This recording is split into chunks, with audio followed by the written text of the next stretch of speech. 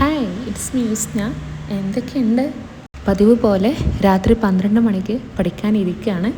ഇന്നത്തെ അറ്റ്മോസ്ഫിയർ ഏറ്റവും ബെസ്റ്റാണ്. കാരണം നല്ല തണുപ്പും കൂടെ ഭയങ്കര കാം ആൻഡ് ക്വയറ്റ്.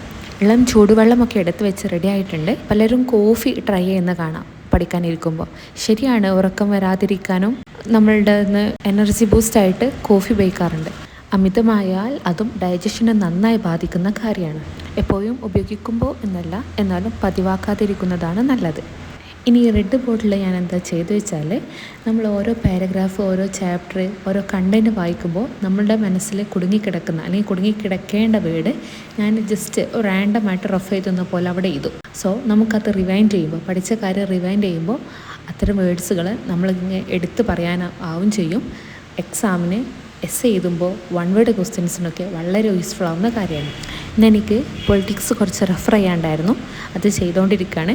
വായിക്കുമ്പോൾ എല്ലാവരും ചെയ്യുന്ന പോലെ ഓരോ പേജ് മറിക്കുമ്പോഴും നമ്മൾ ആ പേജിൽ എന്താണോ ഏറ്റവും കൂടുതൽ ഇമ്പോർട്ടൻ്റ് ആയി കൊടുക്കേണ്ടത് അത് നമ്മളെപ്പോഴും ഹൈലൈറ്റർ കൊണ്ട് ചെയ്തു വെക്കുന്നത് നന്നായിരിക്കും.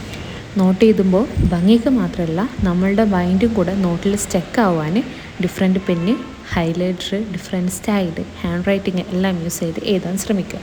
എൻ്റെ കയ്യിൽ ഹൈലൈറ്റർ ഇല്ല, ഡിഫറെൻറ്റ് കളർ പെന്നില്ല എന്നൊക്കെ പറയുന്നവർ ജസ്റ്റ് ഒന്നും വേണ്ട, സ്കെയിൽ വെച്ചിട്ട് ഡിഫറെൻറ്റ് ടൈപ്പ് ഓഫ് ബോർഡർ വരയ്ക്കുക. അല്ലാന്നുണ്ടെങ്കിൽ ഡിഫറെൻറ്റ് സ്റ്റൈലിൽ എഴുതാം. ഒരൊറ്റ കളറാണെങ്കിലും ചിലത് ബോൾഡ് ചെയ്ത് വരക്കാം. ഹാൻഡ് റൈറ്റിങ് ചിലത് ഒരേ രീതിയിൽ എഴുതുന്നതിന് പകരം ചെറുതാക്കി എഴുതാം, അല്ലെങ്കിൽ പാരഗ്രാഫ് വരുന്നത് മാറ്റി എഴുതാം. Just like that.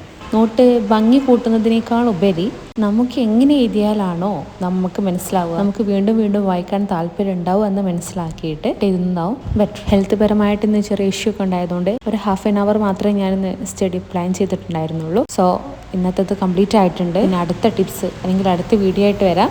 അപ്പോൾ ഓക്കെ, ബൈ.